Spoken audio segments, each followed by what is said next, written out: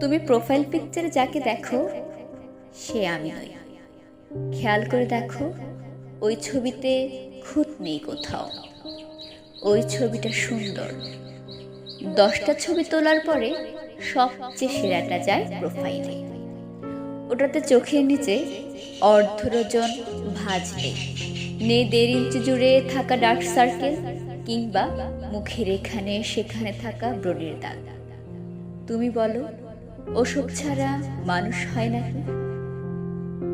প্রোফাইলে টাঙানো ছবিটা চুলে শ্যাম্পু করার পর তোলা। বাস্তবে প্রতিদিন চুলে শ্যাম্পু করা থাকে না। বাস্তবের বেশিরভাগ সময় মাথায় কাকের বাসা হয়। মজা করে বলছি না। অমন অপরিপাটি চুল নিয়ে কোথাও কিছুক্ষণ ঠায় দাঁড়িয়ে থাকলে কাক এসে ডিম পেড়ে যেতেও পারে। ঠোঁটের কোণে চিলতে হাসি সবসময় থাকে না। কপালে বিরক্তির ভাঁজ থাকে, চোখে মুখে বিতৃষ্ণার ছাপ থাকে, ঠোঁটে ফেটে যাওয়ার দাগ থাকে, হাতে পায়ে রুক্ষতার ছাট থাকে, গায়ে ঘামে ভেজা কাপড় থাকে, গর্তে ঢুকে যাওয়া চোখের নানান কাজের চাপ থাকে। থাকে সেই অপ্রাপ্তির গল্পটা যেটা তুমি প্রোফাইল পিকচারে ধরতে পারো না। বিশ্বাস করো, প্রোফাইলের হাসি খুশি মানুষটাকে বাস্তবে দেখলে তুমি ভয়ও পেয়ে যেতে পারো। মনে হতে পারে যুদ্ধ কবলিত কোনো এলাকা থেকে আগত কেউ একজন। মনে হতে পারে দুর্ভিক্ষ কবলিত এলাকার জীবন মৃত্যুর মুখোমুখি দাঁড়ানো কেউ একজন। মনে হতে পারে তুমি যাকে দেখছো এসে নয়, অন্য কেউ।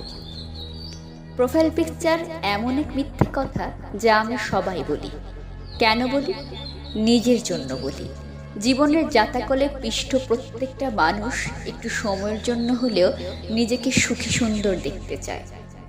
সুখী সুন্দর মুখ দেখতে সবার ভালো লাগে। মনোবিজ্ঞানীরা বলেন, সুন্দর জামা কাপড় পরে থাকলে মানুষের আত্মবিশ্বাস বাড়ে, মন ভালো থাকে।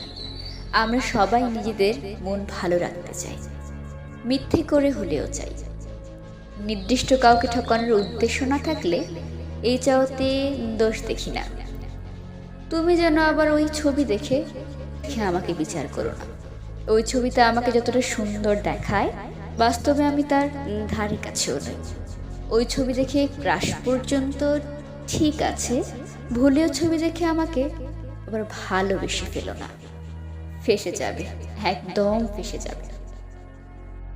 কবিতা প্রেমে পড়া বারণ, লিখনিতে খাদিজাতুল কুবরা সোনিয়া, আবৃত্তিতে আমি জান্নাতুল মাওয়া।